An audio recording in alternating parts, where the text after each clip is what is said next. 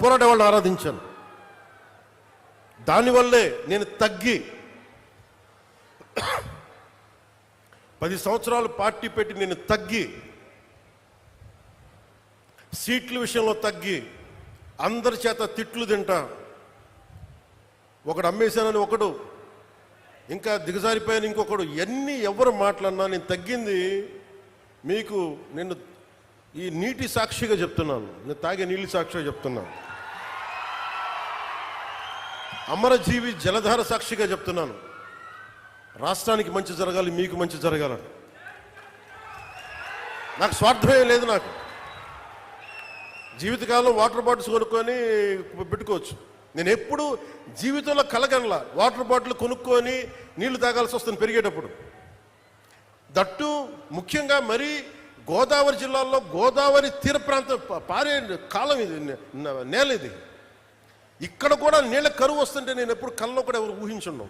ఒకసారి మీ ఇంట్లో మీ పెద్దల్ని, మీ తాతల్ని, మీ అమ్మల్ని అడగండి, మీ నాన్నగారిని అడగండి, వాళ్ళు చెప్తారు ఎప్పుడు ఊహించున్నాం.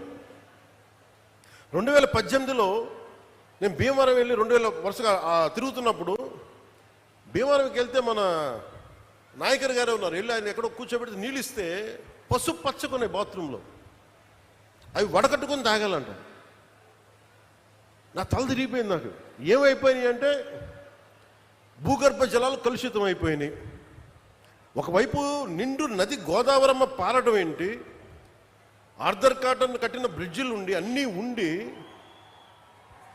ఈ ఆక్వా పొల్యూషన్కి మొత్తం భూగర్భ జలాలు కలుషితం అయిపోయినాయి అంటే నవ్వాలా ఏడవాలా నాకు అర్థం కాల. అదే మీరు చూడండి, ఈ రోజున దాదాపు 3,000 కోట్లు, 3,500 కోట్ల రూపాయలతోటి, దాదాపు 9,000 కోట్ల రూపాయలతోటి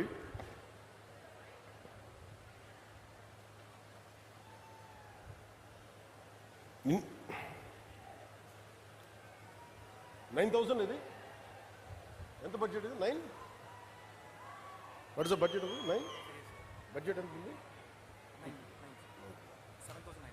7,900 తోటి మనం ప్రారంభిస్తున్నది.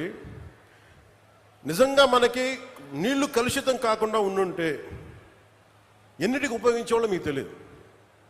మీ పిల్లల భవిష్యత్తుకి, మీ కాలేజీలకి, మీకు ఏదైనా స్కిల్ డెవలప్మెంట్. కానీ నీళ్లు కలుషితం అయిపోయి in the name of development, in the name of commerce ఉన్న ప్రకృతి వనరులను చంపేసుకొని మనం ఈ రోజున వీటి ఖర్చు పెడుతుంటే చాలా బరువు హృదయంతో చెప్తున్నాను, చాలా బాధేస్తుంది.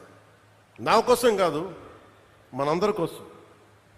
బిడ్డలకి కనీసం ఈరోజు ఢిల్లీలో చూస్తే పొల్యూషన్ వచ్చేస్తుంది. ఒకసారి ఢిల్లీ గాలి పీల్చుకుంటే 20 సిగరెట్లు తాగినంత పొల్యూషన్ మనకి గుండెల్లోకి వెళ్ళిపోద్ది, ఊపిరితిత్తుల్లోకి. నీళ్లు ఇట్లా కలుషితం అయిపోయినాయి. సో అందుకనే నేను జనసేనలో కీలకమైంది పర్యావరణాన్ని పరిరక్షించే అభివృద్ధి ప్రస్థానం ఉండాలని అందుకని ప్రతిపాదించింది నేను. ఇది మనం అర్థం చేసుకోకపోతే ఏమైపోద్దంటే పిల్లలకి మనం ఏమిస్తాం? మీరు అందరూ 1,000 కోట్లు ఇవ్వండి, ఆస్తులు ఇవ్వండి, తాగడానికి స్వచ్ఛమైన నీళ్ళు ఇవ్వలేరు, తాగడానికి స్వచ్ఛమైన గాలి అయితే ఇవ్వలేరు. అందుకని ఇది మనందరి బాధ్యత ఇదంతా. సో దాన్ని ప్రధానమంత్రి గారు ఈ రోజున మనకి ఇంత 1,000 కోట్లు వచ్చినాయి అంటే ముందుగా మనం కృతజ్ఞత చెప్పుకోవాల్సింది ఒకే ఒక వ్యక్తి, గౌరవ ప్రధాని శ్రీ నరేంద్ర మోదీ గారు.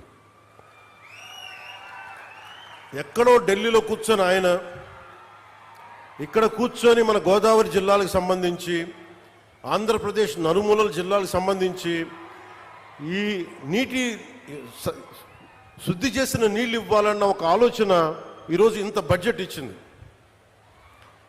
ఇది జేజేఎం, జల్ జీవన్ మిషన్, దీనికి ఇన్ని 1,000 కోట్లు ఇచ్చారు. ఎందుకు లేట్ అయింది మీరు మాట్లాడితే మొన్న ఈ మధ్యన ప్రతిపక్షం లేని గత కాలపు ముఖ్యమంత్రి వారి పార్టీ వాళ్ళు మాట్లాడుతూ ఉంటారు. అంటే వాళ్ళకి ఈ సందర్భంగా వాటే తెలియజేయాలనుకుంటున్నా, మీరు అధికారంలో ఉన్నప్పుడు మీ బెదిరింపులకి మేము భయపడలేం. మీరు అధికారంలో ఉన్నప్పుడు మీరు చేసే దౌర్జన్యాలకి మేము భయపడలేం. అలాగే మిమ్మల్ని తగ్గించడం కూడా నాకు ఇష్టం లేదు. కానీ మీరు బాధ్యతగా మెలగకుండా ఒక్కొక్కరిని చంపేస్తాం, మళ్ళీ మేము వస్తాం